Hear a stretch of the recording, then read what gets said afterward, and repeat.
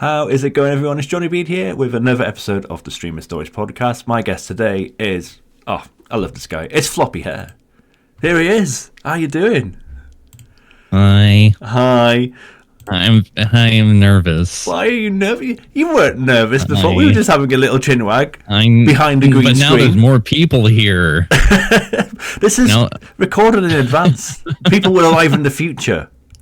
Because And I time have is a a fly in concept. here. It's like bouncing around. I Get saw out that, of here. yeah. It's all going wrong. Should we start The locusts are coming out. Oh, how are you otherwise, apart from the fly?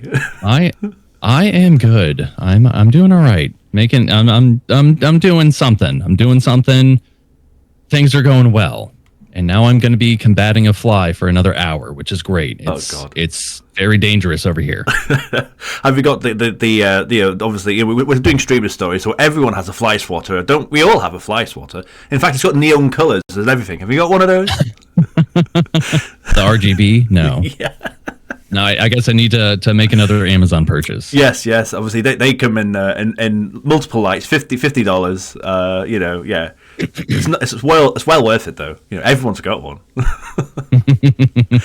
Well, Floppy, thanks so much for doing the podcast. I really appreciate you. As you know, Glad to be here. We've been associated for probably about a year and a half now, I think, haven't we? I love your stuff, mate. It's been a while. Yeah, it's been great. But do you want to introduce yourself to people who don't know who FloppyHare is? See, this is the hard part because I'm like very socially awkward, so I don't know exactly how to introduce myself. Hi, hello, this is me.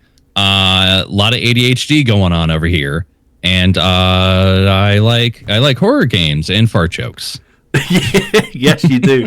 I mean, there's liking fart jokes, and then there's liking fart jokes. I mean, wow, yeah, that is very a massive part of your channel, actually, isn't it? Mm-hmm. Mm-hmm. A lot of childish humor. I love it. I absolutely love it. But you're on Twitch and you're on YouTube. Is that right? Was on YouTube. Haven't been on YouTube for like 3 months ish. Just things have kind of built up, so been a little bit busy, but trying to keep pushing on the YouTube front, or sorry, the Twitch front. Yeah, I love your shorts on YouTube and in person as well. I love your shorts. So yeah. So Well, thank you. Okay, so FloppyHare, let's talk about childhood. Let's talk about video games when you were a child. Did you play games when you were a kid? What was your first memories of video games? Really? I don't really, recollection wise, I don't really remember, but I did see a VHS back in the day, popped an old VHS, like home movies and the VCR, and it was me and my sister playing Toy Story on Super Nintendo. Nice. So between that and Super Mario World on SNES, I think were the two main ones that I was, kind of started with. Nice. So your first console was basically SNES, and Yeah. Either that or Game Boy, like the big Game Boy. I don't know which one was first, but that's the first one. It might have been one of those things where it's like you fill in the memory portion that you don't have anymore. Because I saw the home movie and I'm like, I totally remember that. I don't at all. I'm having a recollection from the video. God, I suppose. I mean, that's funny, isn't it? Actually, VHS tapes were a weird thing, because that was the first time, really. I think, where our families could actually start doing stuff like that. Really, Yep. Let's be honest. Mm-hmm. There's virtually no evidence of me ever being a child on VHS. So no, that's good stuff. So, Toy Story. Let's talk about that. I mean, were you a fan of Toy Story as a movie as well? Well, I mean, as a kid, yeah, obviously. But I was super into platformers. Big into platformers. And then obviously Mario. But that was kind of where I started out, with just doing platformers, playing Crash Bandicoots, Spyro, and kind of just developed from there. I mean, the golden And then age. a little bit into fighting games, a little Killer Instinct here and there. Yeah. Some old school Smash Brothers, and then you got the whole multiplayer GoldenEye front on N64. Pretty well rounded. Yeah.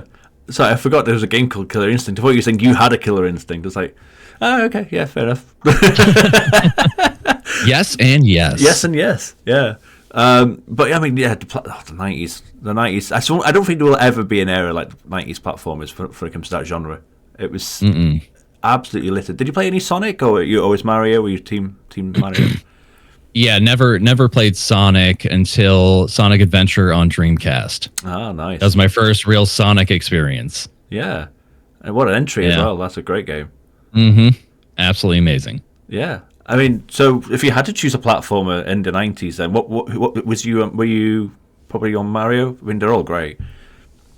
Oh, I mean, are we including like late 90s? Because I mean, I'd say Crash, like Crash Bandicoot, 100%. Yeah, I can still run Crash Bandicoot 2, like all the secrets, like 100% easy. Yeah. I don't know why it's retained in my brain, but it has. yeah, yeah. It's so good. I love Crash 2, Crash 2 and 3. I love them both. I've said this in a previous episode actually. Like I used to prefer Crash 3. I'm starting to lean towards preferring Crash 2 in my later years for some reason. I don't know why. They're both fantastic though. But, I wasn't a big fan of Warped. No, you weren't a big fan of Warped? No. Oh, hot take. No. Why not? Hot take time. Hold on. Does this still work? It does not. Dang it. Damn. Okay, I thought my hotkeys were working. But yeah, so I was going to be a zoom in. Yeah, just like the time trials, they just added way too much to it. It kind of got rid of the essence of Crash, in my opinion. So there's your hot take. Not a fan of Warped. No. And I suppose if you played the remasters, then because that's in all of them, isn't it? The time trials took over. I know I played a little bit of It's About Time, like number 4. And that was pretty good. I didn't play too much of it, but didn't play any of the true remasters. I played a little bit of the Spyro remaster, which was phenomenal. Yes. They didn't really change anything. Yeah. I you know what? I kind of agree with that. I mean, I love both remasters, but in terms of the actual experience from the 90s to the 2010s, like I think Spyro's remaster was brilliant. It was so good. It was so all the colors were popping as well. Like it was such a beautifully designed game as well. But yeah, so the remaster of the Crash trilogy, they put time trials and everything. So I think you have to beat the game and Crash 2 in 1 to unlock it. If I remember, I can't remember now. Something like that. I mean, they just should have kept it at crystals and gems. And I get these little relics, and it's like I don't want to speed run at this point. I'm too young. I don't want to do it. No, it's not my time. So favorite Mario games then. So did you play a lot of Mario in the 90s and now? Honestly, not too much. It was like Super Mario World, and I think I played one of them on what was it called? It was like the Golden Coin one on Game Boy. Yeah. But beyond that, didn't really play too much. Yeah, it was really good for the time. Even today, I probably will pull it up on my emulator soon. I've played it on stream. I love 6 golden coins. It's so good. But yeah, it was just like I said, just kind of like well-rounded. Me personally, me as a person, I'm a jack of all trades, so you can kind of carry that over into the whole like gaming. So like Mario, maybe a little bit of Mario, a little bit of Sonic, a little bit of Zelda. I probably played the most Zelda out of anything. At least to this day. Yeah. Have you got the new Zelda? It's not long come out. I have not. I don't have the funds to support my gaming habit. No. That's so sad. Soon. Yeah. Okay. So did you? So consoles. Then you mentioned some PlayStation games, some SNES games. You mentioned a Dreamcast game as well. So yeah, what consoles did you have then, and what games do you remember from what other games should we mention? So, that's a good question. So I kind of had. Okay. So my dad was out in California, and he'd send explosions every time I had a birthday, and it would be this package.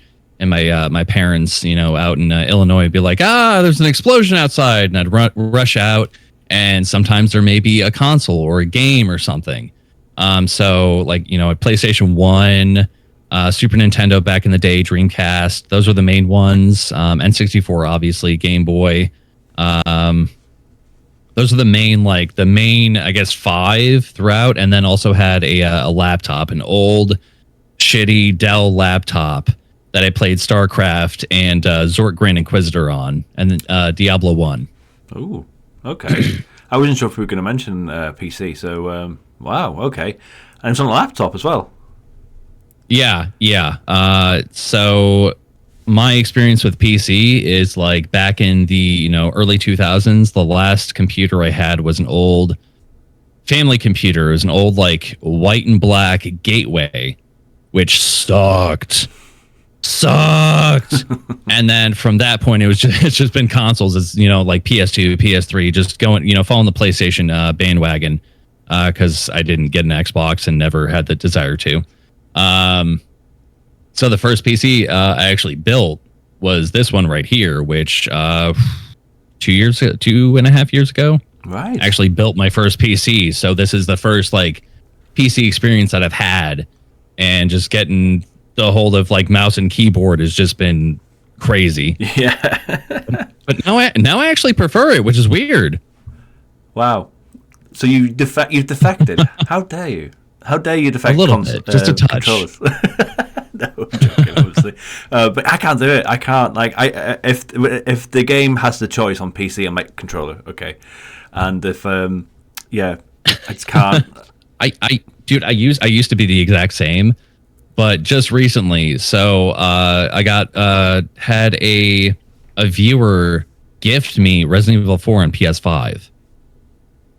And playing that has been a struggle because I feel like I'm getting old now because controllers, it's like, what is this thing? And I can't aim properly. So now I'm used to the whole PC stuff, which sucks. So I don't know what to do. Well, you got to do what comes naturally, haven't you? That's for sure. I think what it is for me, as someone that has been a console gamer my whole life, and I have tried, not much, but I tried a little bit, is I think it's the mouse. For me, like playing like a first-person shooter or anything first-person, like obviously it's usually like that, isn't it, with the mouse? Yeah, and that just like throws me right off. Whereas doing that with a stick analog is natural. I don't know. It honestly depends. Like I prefer playing, running Silent Hill 2 or Resident Evil 2 on controller, just because the dynamics is a lot. It's not as nuanced as first person shooter. You got to be more accurate with your shots or what have you. Yeah. But no, if you haven't got a choice, like as we're talking about horror games, have you played Nightmare of Decay yet, or have you heard of Nightmare of Decay? I played the demo. I've had it for pretty much since it came out. I've had it, but I played the demo. Probably about like 3 to 4 months ago. I want to say it was like really just good. Before it came out, and it was really, really, really good. Yeah, and that hasn't got controller support, so I had to adapt, and I streamed it as well. Yeah. Oh, and I mean, honestly, it's first person. It's first person, so it makes sense to me, at least. Yeah. My big stupid brain, where mouse and keyboard would be the way to go, just because it's first person. Yeah. So I was quite proud of myself as I managed to actually beat that game with mouse and keyboard. So, did you? Yeah. How was it? Oh, it's actually brilliant game. Highly recommend that game. If you like Resident Evil, because it's absolutely littered with Resident Evil Easter eggs. It's unreal. It's a love letter to Resident Evil games of old. It's so good. So let's talk about Resident Evil. So did you play Resident Evil as a kid? Did you play, or was it a more of a recent thing? I don't. So I did play like some horror stuff when I was a kid. I can't remember if I started with Silent Hill or Resident Evil first. I'm like flashing back to my like first like PlayStation experiences, and there might have been something super obscure before that, but I can't rightly remember for the life of me. I want to say it probably was Silent Hill 1 was the first like actual horror game that I played. And then moved to, Resident Evil, which I think should be, unpopular opinion. I think that's the way it should be. Really? Why do you think that? And if you don't mind me asking. Well, I mean, I I mean, as everybody knows, Silent Hill is just above Resident Evil. I mean, I'm sure like everybody knows that, right? You're gonna be all the Resident Evil fans are gonna be tuning out now. What's this? Yeah, right. I thought you said this is a cool guy, Johnny Beard. FloppyHare sucks. No, I'm joking. But yeah, like just the pacing, less puzzles for Silent Hill. Yeah. Yes, but the story is way better. This fly is not going anywhere anytime soon. This is amazing. Absolutely incredible. Hi. Do you want to say hi to everybody? Come on, land on my hand again. No, it's your show now. It's your show. Yeah. Fucking hell. But yeah, I mean, Silent Hill is sorry. definitely a scarier game. I think the atmosphere alone is something. But I don't know. It's an interesting take. I don't know. I think Silent Hill's a harder game than Resident Evil. But I don't know. Actually, I've seen people play Resident Evil for the first time in the last few years, watching it on stream, and they struggle a little bit with it, especially tank controls. They definitely. Oh yeah. It was the era of tank controls for sure. Yeah, both games had them, didn't they? Be interesting to see what Silent Hill 2 remake does actually in that respect. It'll be because Silent Hill, I've pretty much never really left tank controls, if I'm not mistaken. So it'll be interesting to see how they're going to adapt. I have another unpopular opinion. Okay. I'm not thrilled about Silent Hill 2 remake. Not thrilled whatsoever. No? At all. Not even a little bit. Because Bloober Team's involved. Like, no, absolutely not. It's Did you enjoy Layers of Fear? I enjoyed the first Layers of Fear. I've not played the second one, but I've heard there's some interesting. I don't know how to say it, but I've heard that. Yeah, I've heard that some of the decision making when it comes to the plot's not been great. I think that's probably a polite way to put it, but I'm still going to play it. Layers of Fear's demo is out now, hasn't it? So it's now urging me to play Layers of Fear 2 because I like the first one, but yeah, and when I found out that Bloober Team were doing it, I was like, oh, is that really the right team? Okay, no, but yeah, and also the decision to make Silent Hill 2 over Silent Hill 1 still baffles me. I mean, didn't they kind of already sort of remake the first one with, was it Shattered Memories? Okay, yeah. You know what? You're the first person to say that, or as in, I've seen say that. That's a really good point, which, again, I need to play that. I heard really good stuff. When the game came out, I heard really good stuff about it, and then people have soured on it since. And I don't know, have you played it? I haven't played it. I haven't played it in years. It was arguably like one of the first proper like walking simulators, wasn't it? Yeah, well, I mean, little circle back. That's kind of how I feel about Layers of Fear. Oh yeah, this walking simulator. Silent Hill Shattered Memories, one of the first walking simulators. Actually, maybe Bloober Team had the right team to no. No. It'll be interesting. And it's funny now because again, people were like, when's the game getting out? When's the game's getting released? There's still no release date, and everyone's thinking, do they wait for Resident Evil 4 remake to come out and then they'll announce it? And this Resident Evil 4 remake came out 2 months ago now, and still nothing. They're keeping really hush hush. Yep. It's gonna be interesting. Okay, so do you have a favorite video game of all time, or is that not something that comes into? Yeah, I generally don't go into favorites because everything except for colors, because I love purple. I don't really have a favorite. It's too hard. There's too many to mention. So it's definitely difficult. I mean, like franchises, like early on, Metal Gear Solid, absolutely phenomenal. Up to the third one, didn't appreciate the fourth one.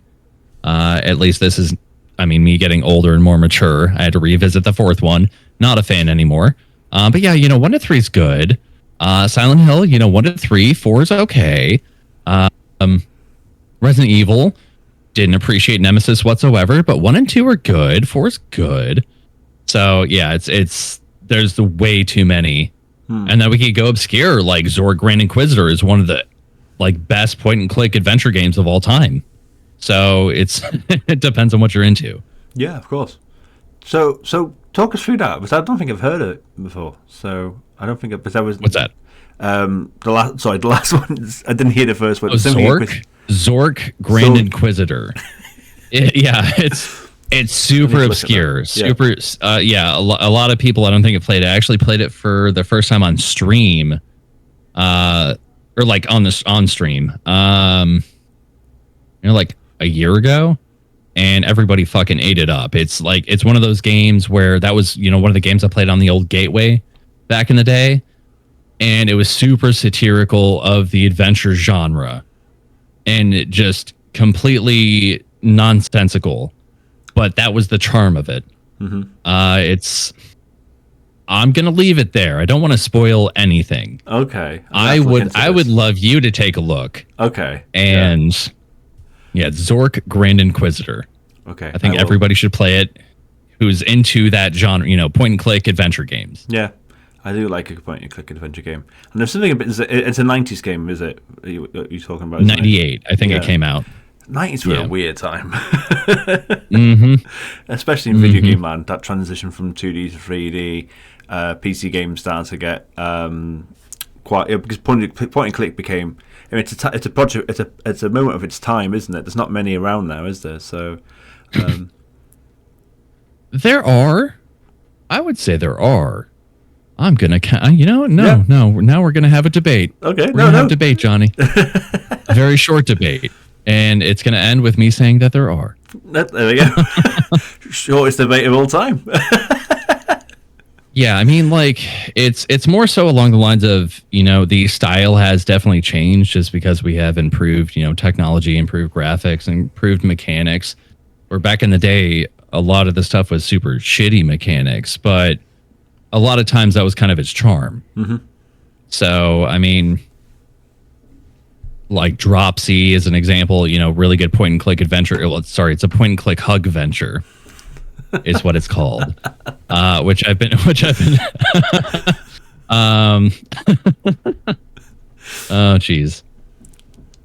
But yeah, I mean, there's still stuff around nowadays that's still doing the whole point and click stuff. It may not be as good, but even like going back to, I just got done playing like a month ago, Phantasmagoria 1 and 2. Okay, yeah. And like just didn't, especially the second one, hated the second one just because ending sucked, the mechanics weren't great, multiple crashes, but those are the things as a kid that you don't really pay attention to. No. I suppose not, yeah. I was going to say something. It's not that it's a point and click adventure, but like I suppose there's still throwback games. I think are becoming probably a bit more popular as well. Like one of my favorite throwback games that I've seen recently is Faith, the Unholy Trilogy. That is incredible. Highly recommend that. I really want to stream it at some point. Actually, it's so good. Have you played Faith or heard of Faith? I've had it for maybe about a year, and dude, my backlog is so extensive that I just don't even know. Like, I don't even know what. Like, let's do this game, and then that's gonna take either 1 to 3 streams. So it's on the burner list. Yeah, we're getting there, but yeah, I haven't played it yet. Please don't spoil it. No. Chapter 3 does not long come out, and it's a trilogy from what I can tell. So you can get the full game now for like $20 odd, I think. So, but yeah, I've not played the third one. But the first two are really good. From what I can tell, the third one's a much larger game. That's really exciting. But yeah, I do recommend them. They're so good, and they are like literally like pixel characters and all sorts, aren't they? So they're like, the game arguably could have come out like in the late 80s, I'd imagine. Based on its style. So it's got 8-bit music. It's literally 8-bit music. 8-bit characters. Ugh, it's so good. It's so good. Okay, so how much did you play? Did you play games with your family, or were you a solo player? Did you play games with friends when you were growing up? It'd be solo. I mean, Mainly, like back in the day, it was definitely like either solo or when I had the chance to go to my best friend's house who had literally every console you could imagine.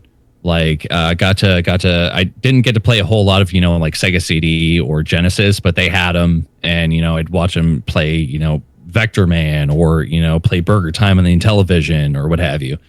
But yeah, that's where we'd get to, Smash Brothers or GoldenEye, or more the multiplayer S games. Yeah. Yeah, mainly it was solo. Yeah. For the most part. Yeah. Yeah. You I mean, you mentioned Metal Gear as well. That's a really good example. Were you someone that likes a good story? Yeah, actually. So I got a bit of a story about Metal Gear Solid. All right. I was playing that with somebody. I don't remember who it was. I was playing it with somebody, and we rented it from Blockbuster. And we got to the part where we were supposed to find out Meryl's codec number from the back of the box. Okay. Which we didn't have because it was Blockbuster. So we spent probably about a half an hour going through every decimal on the codec to try to find the right one. No. Oh my God. Yeah. How long did that take? Did you get it? Did you get the code?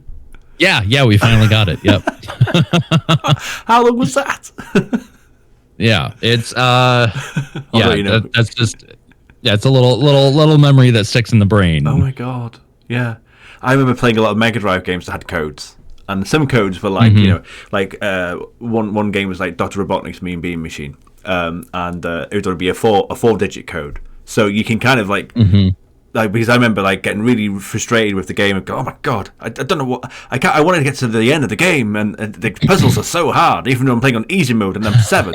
And I used to spam different codes in, and I found out different levels and stuff like that, and playing through it that way. But then there's also games like Super Monaco GP on the Mega Drive Genesis, and that had like 4 rows of text.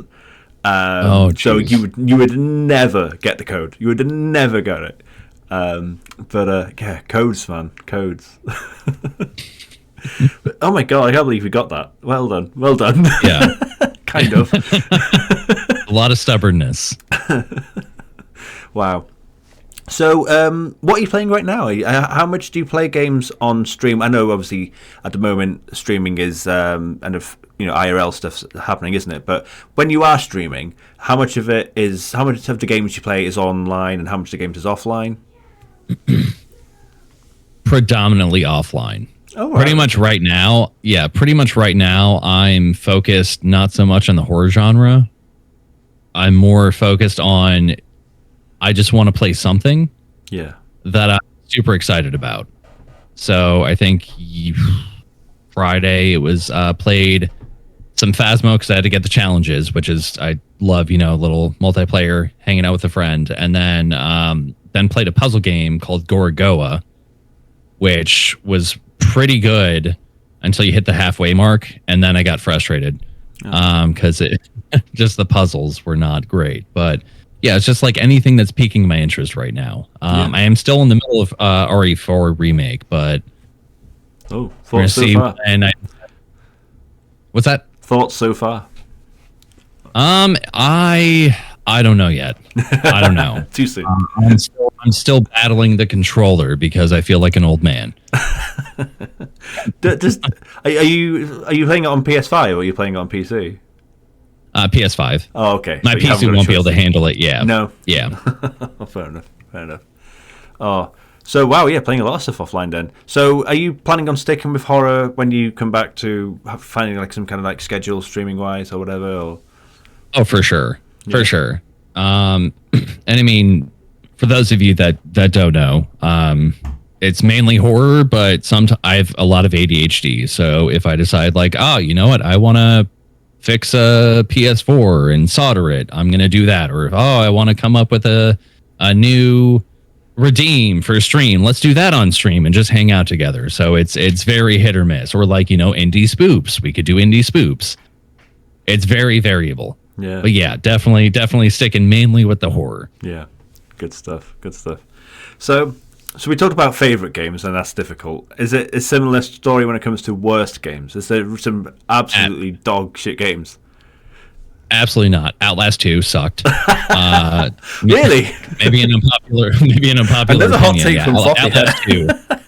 Outlast 2 sucked. What do you like about it? Fantastic. I liked it. Dude, it was so up its own ass the entire game. Yeah. And just like the religion aspect, like cramming it down your throat, the spooks weren't really there, and it was just it was the first game just done in a shittier manner. Like everything about it sucked. I hated it. So much I played like maybe an hour. No. I think I forced myself to play like 3 hours of it on stream, and then just deleted it off my computer. It was that bad. Wow. Another one, another unpopular opinion, Tormented Souls, Okay. which I hated, mainly because it just didn't make sense. And a lot of people were more pressed like, oh, I miss the old days of horror. Here's Tormented Souls. And I'm not. No, the game sucked. And then, speaking of Phantasmagoria 2, absolutely awful. Terrible game. Really wanted to love it. Really wanted to love all three of those, but just at least off the top of my head, worst games right now. I've not played Tormented Souls, but I've seen a few people play it on stream, and I just couldn't vibe with it from what I've seen. Obviously, playing a game and watching games is different things, so I get that. But I feel like Nightmare of Decay is the game that people are describing when they talk about Tormented Souls, being, oh, it's that old school Resident Evil vibe. Like for me, Nightmare of Decay should be in that box, but people put Tormented Souls in that box. But I don't know. It was just a lot of nonsensical puzzles, which nonsensical is the best word to have for it. Just didn't make sense, and people fighting tooth and nail for it because it was retro and it looked kind of cool. Premise was kind of cool.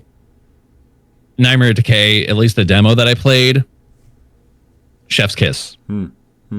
Yeah, I'm just not sold on Tormented Souls myself either. I liked Outlast 2, but yeah, up his own ass. I get that. Yeah.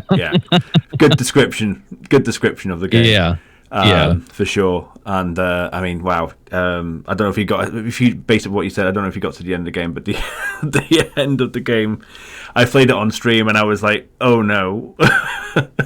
I played it on stream and I was like, I'm so sorry. I apologize profusely. Okay, I gotcha. So I gotcha. Yeah. I was like, I don't think this should be on Twitch. A lot of it was just. Yeah, I mean, dude, it's just up its own ass. It's like trying to be better than the first, just in in the form of gore and fucked upness to it. But I mean, nothing's gonna top the first one or Whistleblower. I think the Whistleblower DLC was the best Outlast. Yeah, hands down. Yeah, which is funny because Gluskin is the best villain I think that has been in a horror game in quite some time. Yeah, yeah. I agree. It felt like I think Outlast had that branding on it, didn't it? When it came out in the mid 2010s, there was not. It came out in a time when horror was on the decline, wasn't it? And it felt like it had something to it had that chip on its shoulder, so to speak. And I feel like it took it too far. I do. Agree. Yeah, 100%. Yeah. So, do you play games for achievements, trophies? Do you do anything like that, or is it just something that you don't think about? I did. PlayStation wise, I have a long list of trophies. Okay. Long list because it was just I don't know if they're there. I have to get them. I don't know why, but then I transferred to PC and I keep seeing these little trophies pop up in the bottom right hand corner, achievements or whatever they're called nowadays. And I just don't care. It's like, oh, hey, I got a little thing that popped up in the corner. That's cool. Yeah. I don't really focus on those anymore. But PlayStation wise, I probably I kind of phased out with the trophy hunting. I was a big trophy hunter back in the day. Yeah. It's funny, isn't it? Because Xbox kind of started it, didn't they? And I do think PlayStation perfected it with the platinum. Yep. But getting that platinum, there's something about it, isn't there? Just seeing that little shiny, kind of bluish, silvery trophy. It's like, yes. But yeah, PC never quite got it. No, it didn't. I think most recently I went and tried to get the platinum for a game that I didn't think I ever would. It was Dead Space 2, Okay, yeah. which I got every trophy except for the one where you have to play hardcore. I think it was hardcore, and you can only save 3 times, Oh, okay. and Yeah. it's permadeath. So like Oh if my you God. pretty much if you die, you have to start back at the previous save. Right. And you think about it, Dead Space 2 is like a general like 6 to 8 hour game. Yeah. Yeah. And finally got it. That was probably like one of the hardest Fair play. things I've ever done, but so amazing. Again, something I didn't think I'd ever do. Yeah. Yeah. Just talking about Crash Bandicoot again for a moment. I don't know if how much of the Insane Trilogy remaster you played, but they added Stormy Ascent as a level, didn't they, into that? And you needed to get that to get the platinum trophy in Crash Bandicoot 1. And it was one of my proudest moments is beating Stormy Ascent and getting the relic, because of course to get a relic you can't die. So I managed to beat Stormy Ascent. I think I got a gold relic, and managed to beat the hardest Crash Bandicoot game level of all time without dying. And it's like I think it had something like 0.4% of people had the trophy or something. I was like, yes. So, What is Stormy Ascent? Stormy Ascent was a level they made for the original Crash Bandicoot 1 back on the PlayStation 1, but it was so hard it had to get cut. But then people found it in the coding of PlayStation 1. Yeah, they found it in the coding of the Sony PS1. And then played it and stuff like that. And then anyway, so when the game got remastered, they added it as a free DLC level. They brought it back. They No brought it kidding. back. Yeah, it was, and it's yeah, I absolutely love playing Stormy Ascent. It's tough as nails, but it's a great level. Great level. Yeah. Yeah, it kind of reminded me of like the old Guitar Hero levels, you know, like Through the Fire and Flames, and you getting like beating through the fire and flames is like the thing to do. You know, it had a bit of nostalgia for me, but that's just me. So yeah. Or Trogdor. Yes, yeah, Trogdor's so good. Oh, I think it came with my memories. Trogdor's turned 20 years old this year. I'm like, oh no, don't say that. Don't say that. So if you were stuck on a remote island. And on that island, you can only have 3 games for the rest of your life. You're stuck on the island forever, Floppy. I'm sorry. And you can play online. You can, have the DLCs or whatever of the game, but you can only have 3 games for the rest of your life. What would they be, and why? Okay, so you've answered my first question, which was, is there internet? Yes. Well, sorry. Is there power? Is there internet? Okay. All right, cool. And then I can bring whatever consoles. So I thought about this. Yes. I thought about this question for a little bit. And my choice would be not something to be expected. Okay. Because I want replayability. If I'm stuck there for long periods of time, I want an open world game. Yeah. Want something that I can replay over and over again. So, Breath of the Wild. Okay. Obviously. Amazing game. Stardew. Again. Oh, yeah. Obviously. And little wild card, probably Yakuza Like a Dragon. Right. Gives me that RPG aspect. Yeah. That's free. And it's hilarious. Yeah. I've not played Yakuza games, can I say? It's on my list. But yeah, they're long games, I've heard. And Stardew Valley, you can do so much on Stardew Valley. Yes. So yeah, you're fine. You'll be on that island for you'll be fine. You'll be absolutely fine on that island. I won't have my horror fix, but it's cool. It's cool. You make do. Yeah. Maybe we can try and do some kind of like dark lore to a Stardew Valley set of pigs or something. I don't know. Night of the Pigs or something. I don't know. Anyway, so do you have any like video game collectibles? Is that something that you collect? Anything? Define collection. So just things that are around the house, really. If do you buy any video game memorabilia, so to speak? So I have a Ocarina of Time poster right there. Oh, nice. I have a Metal Gear Solid poster right here. The one in the far corner, like I think over here, is a Dead Space one. Oh, nice. I don't know if you consider Pokemon video games, but I always have a little Gengar sitting on my GPU. That's cool. Another Gengar right here. I think the most that I have like collectible wise is just like old consoles that I fix up. Like I have an old Dreamcast that still works over here that I fixed. There's a motherboard for a regular Nintendo, like an NES, that's just been sitting there. I have the big thing for me as far as collectibles is the actual consoles themselves, not so much like the games or anything. There's 4 Fat Boy PS3s right here that I have to fix. Okay. And a slim PS3. Yeah, it's just like mainly the consoles that I kind of gravitate towards. Yeah. So do you fix them up and then sell them, or do you keep them, or what do you do? It kind of depends. Sometimes I'll fix them up and then just like put them, over in front of the TV, and then maybe I'll play them at some point. Like I did that with one of the PS2s I have over there.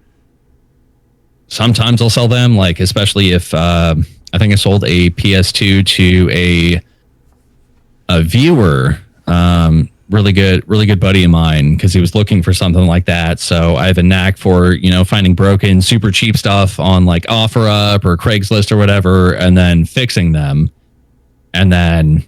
Here you go. If you want to enjoy this experience, like he had I just got this copy of Silent Hill 2, but I need a PS2. Yeah. So let me help you, get on board with that. Oh, that's so cool. That's so cool. So do you play like mods in games? Is that something that you do a lot, or do you like the OG experience? Not really. Not really. Just because like I said, this is my first PC. I'm not super familiar with mods. I think the first time I did mods was when I started playing a little bit of Skyrim on stream. Yes. And this is back when the mods were still like functional. I don't know if they still are. They might be. But it was, so did some mods there. I can't remember what I did specifically.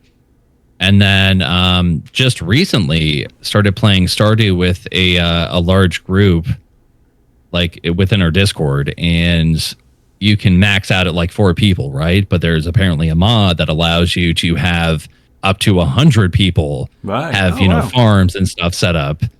So yeah, mod wise, very limited, but I mean, obviously I have installed a mod for Stardew, so I guess starting to get into it, maybe a little bit. Yeah. I feel like it kind of I feel like the kid in me is like, mods are taking away from the actual experience of the game.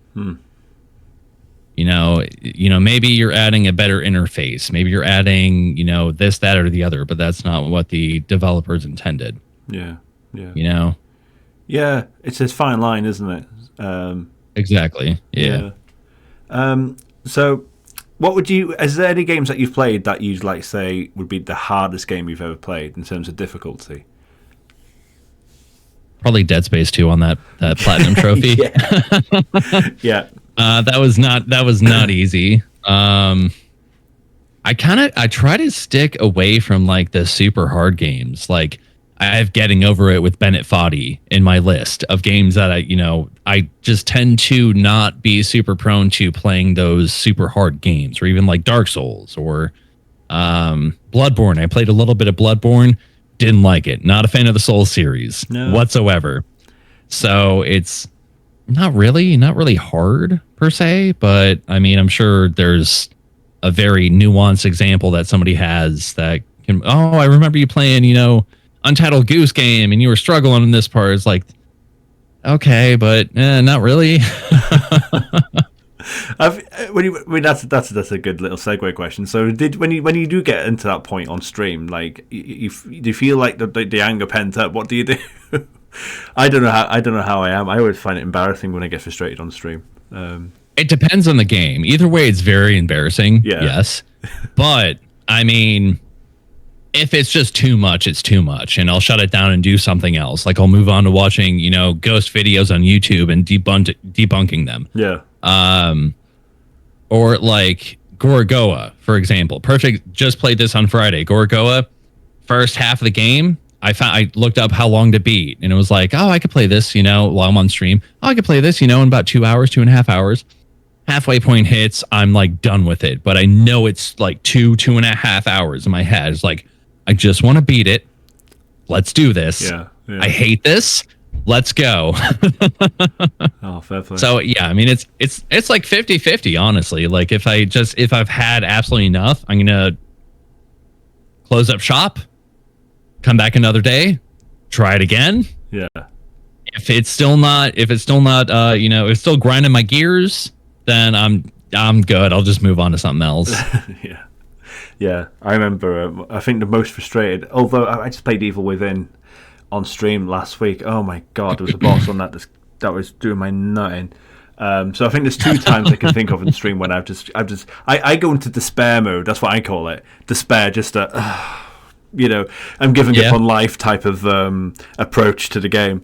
So yeah, did on Evil Within just last week, going against I think it's chapter 8 boss, the spider lady, second time round. She did my nutting. But the other time was last year. I was playing Silent Hill 2 on the hardest difficulty, and there's the 2 pyramid heads. And that is just ridiculous on the hardest difficulty. Piece of piss boss fight in any difficulty but that one. And I tried for about 2 hours on stream. So a little technique I might be able to like impart to you. Yeah. If it's a newer game, like I can't really speak for, old school games, but newer games, I find that when I get super frustrated, if I'm doing the same thing over and over, I hate repetition. It's just like the OCD in my brain. So if I start hitting at the repetition point where I'm like dying over and over, I did this with Severed Steel for one of the bosses. I started looking for ways to try to break the game. Because I generally break games. I just do. I don't try to. It just happens. Okay. So now I'm looking at, okay, this boss, I'm gonna run full speed directly at him. I'm gonna get like within like 2 inches of his nose and give him a little kiss, and then I'm gonna start going to town. And that happened to work. So I mean the frustration kind of breeds into like, let's just try something new. Let's see if we can fuck with what the developers had in mind. I can imagine doing that in real life as well. If you go mano a mano with someone. Yeah, exactly. I'm not going to fight Floppy in real life. He might kiss me. He might dance with me. He might beat me up. I don't know what's going on here. I have to get my wife beater on because I have the mustache, so I could do the whole like old school fisticuffs. Yes. Let's be the vaudevillains. Oh, brilliant. Okay, let's talk about streaming then. So what got you into streaming? What was the things that led to the decision to go, okay, I want to give this a go, and going live? What was that process like for you? Pretty much watching YouTube. There was a lot of let's plays going on. I mainly gravitated towards Harshly Critical, which is now John Wolf. I don't know if you're familiar. Very familiar. Yeah. Him and Mr. Craven, mainly Badass Hero. And then like around 2016, I actually decided to start trying to stream, and all I had was a MacBook Pro, which is I still have after college, and tried to stream, and I just couldn't fucking make it work. I needed more. So I put that on the back burner and then just started like grinding job after job. And then finally, 2 years ago, almost got a PC. I'm like, let's go. Let's see what happens. Right. Nice. Yeah, I love John Wolf. I love Mr. Craven as well. Fantastic content creators for sure. Like they're like dream guests for this podcast. For sure. Oh yeah. So where did FloppyHare come from then? Is there any significance to the name? I'm gonna give you a little secret. I don't think I've shared this with anybody. Here you go, audience. My initial name for the channel was gonna be One Take, because I thought it was like, oh, it's clever because it's like it's Twitch and it's live and this and that and the other, and that was taken. And I was like, okay, well, thinking, and my wife had me in her phone forever as FloppyHare, not the rabbit, but like hair, because it was like back in the day. Sometimes you'll see me like this, it just fucking does whatever it wants. And the hair was taken, so I chose the hair like the bunny rabbit. So that's kind of where that. So kind of try to bridge the gap there and connect things a little bit. Yeah, had a little sentimental meeting. That's great. Oh, no, I had no idea. Obviously, that's a lovely story. I love it. I love it. So when did you hit go live then? So 2016, you were thinking about it and it didn't quite work out, and then you tried it a few years later. Did you say? And what was the first stream proper? Should we say? Like, what were you playing? Silent Hill 2. Okay. Yeah. Yeah. Went in hard. I went in hard in the paint. Yeah. You can say Silent Hill 2 hard mode, beat those pyramid heads like it was nothing, Johnny B. Sorry. But yeah, it was Silent Hill 2, and it was like I still have them saved. I still have my first stream saved. Hey. I've saved literally every single stream I've ever done. Coming Wednesday is the 2-year, and I'm planning on actually showing some of that on stream. Yeah. And it's so fucking cringy to me looking at it because it's not where I am today. And it's just like, oh, dude, you shouldn't be doing that right now. Was not great. But yeah, Silent Hill 2, and love it. Still love it. I still love the streaming aspect, even though it's super cringe, because that got me to today. Yeah, yeah. You know what? I've looked back, because I've been streaming for nearly 6 years now, and I looked back on my first stream, and I don't think it's that bad, but there is a but. I looked back on the first episode of the podcast, because we hit 50 episodes recently, and my 50th episode is my first guest again. I finished a video game, fantastic guy, and I watched back the first episode. It's so bad. It's so bad. Like this because I didn't know what I was doing, because it was just like I didn't know how to talk to something offline. I think that's what it was, because like live, it's kind of reacting on the spot to things, aren't you? Whereas pre-recording is such a different animal. So yeah, it is for sure. Yeah, and like the more repetition you do, more times you do it, it gets easier. No, it does for sure. So Silent Hill 2, nice. That's a great game to start off with. So you mentioned 2 years then. So what are your favorite memories? What are your favorite games you played, or interactions with your community? I thought about this question for a while. Ooh. There's just so many. There's way too many. Like most of the memories, like most of the funny moments or whatever, I just try to clip those, put them on YouTube or what have you, because it's just every stream is something new. Every stream is a new interaction, new funny moment, new whatever that happens. So like I don't have one particular favorite. It's been a ride. Yeah, for sure. Yeah.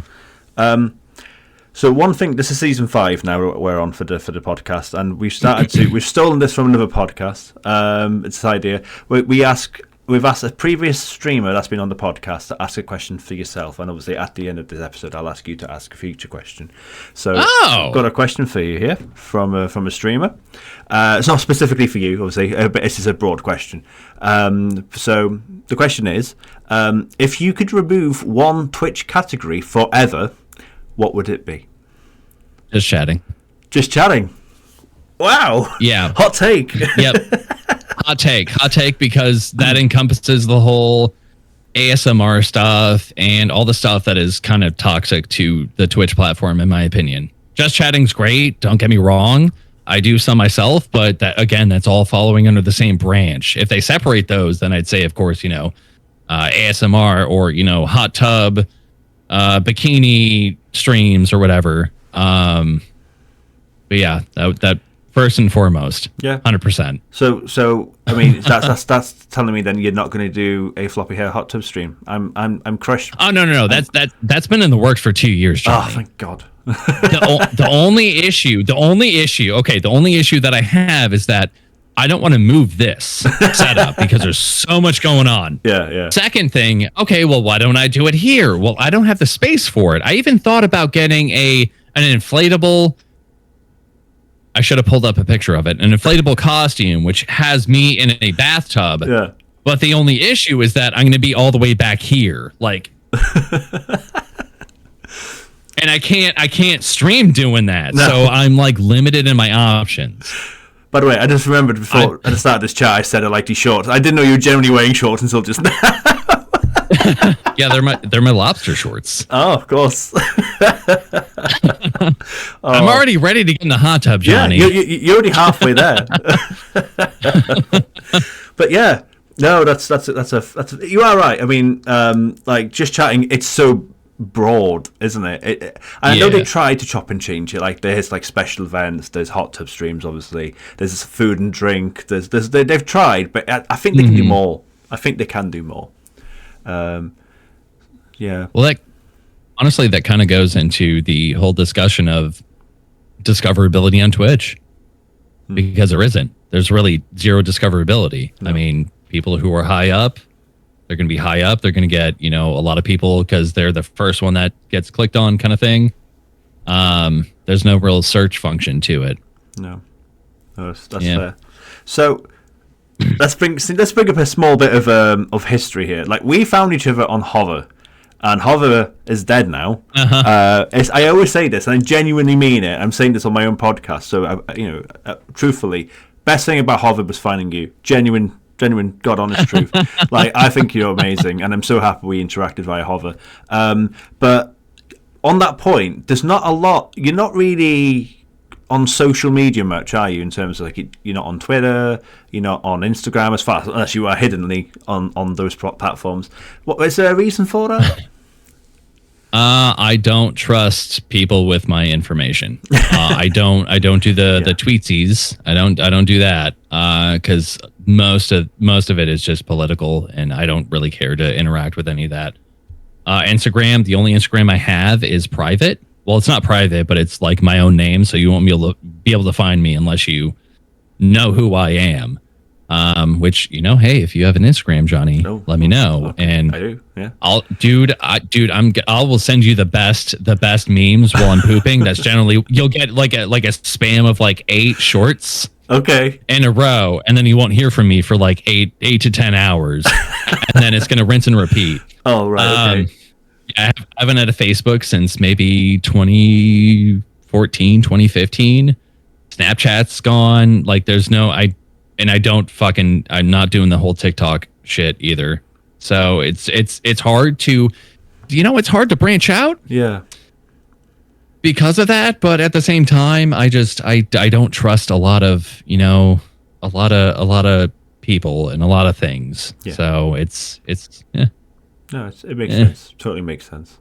I am surprised in a certain way you don't do TikTok. I don't know if that is a political decision, but I mean, if it's not, your stuff would. Like honestly, I really think your stuff would, because your YouTube shorts, obviously, that's kind of what TikTok is, isn't it? In a certain way, it's it's very similar content, and I think, your shorts are so good. Not just the shorts you're wearing, of course, as well. The YouTube shorts are so good. You really do know how to cut your content down really well. Yeah, and that's, trying to think of how to approach this. Because, yes, it's a lot of work. It's a lot of work, which I don't have anymore, unfortunately. I just haven't been able to divvy up my time. But it's so much work just to get things, like, flowing and whatnot.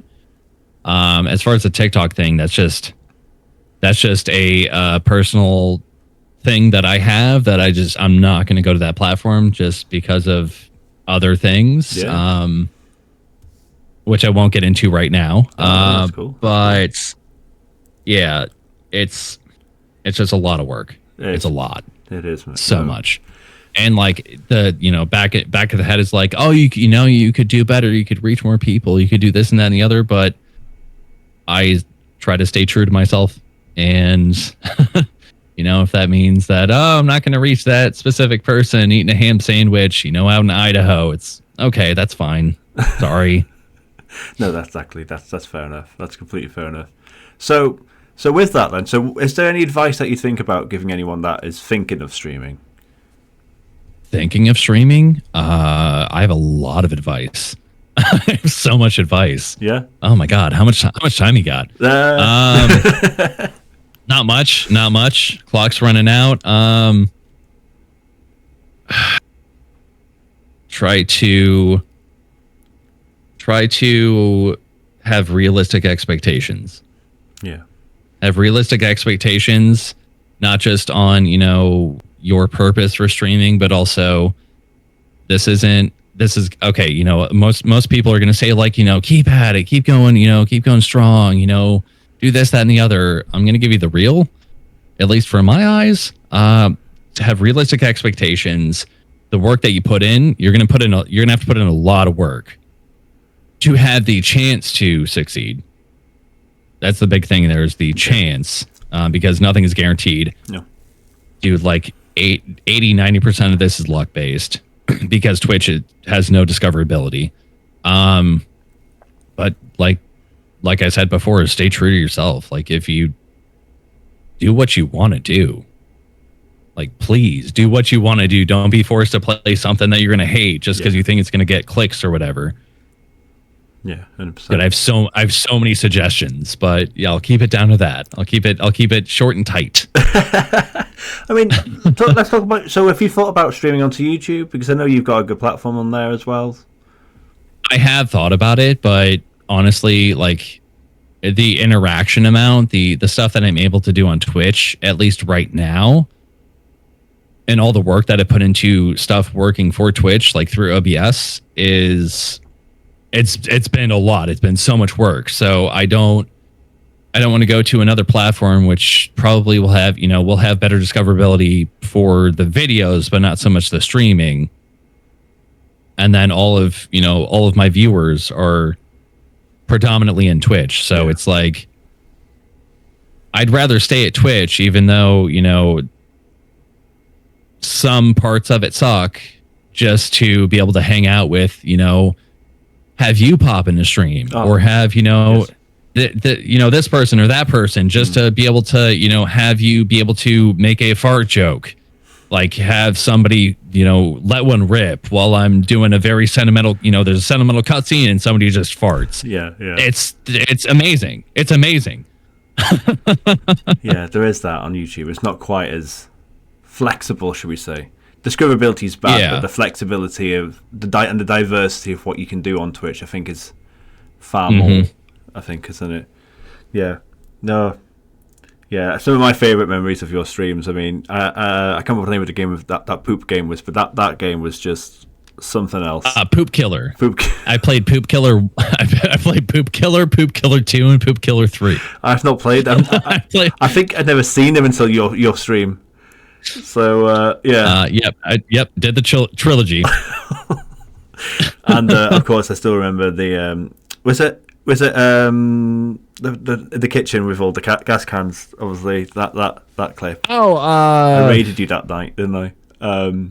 Yeah, I think so. Fucking hell, I keep wanting to say gas cooking simulator because that's all I did. I was cooking simulator. Yes, cooking simulator. It was cooking simulator. Yeah. Yep. Mm-hmm. Oh my god, that was so funny. Yeah, but no, as I said, your clip content is so good. You're so good with that. I mean, your live streams are still fantastic as well. But in terms of finding the those moments, like some of my favorite clips on the internet, as in streaming wise, are from you. You're so good at that. And Floppy, thank you. That's pretty much finished the chat, mate. So thanks so much. One more time, do you want to tell us where we can find you? There's not many places. But it's there's two places. It's Twitch and YouTube. Yep. Get subscribed on YouTube and follow it. Well, subscribe on Twitch as well, because it's worth the time, and definitely get following on Twitch as well. Oh mate, that was so much fun. Thank you so much. Johnny, thank you so much for having me. That was great. All right, everyone. Thank you for watching as well, or listening. Take care, everyone. Bye.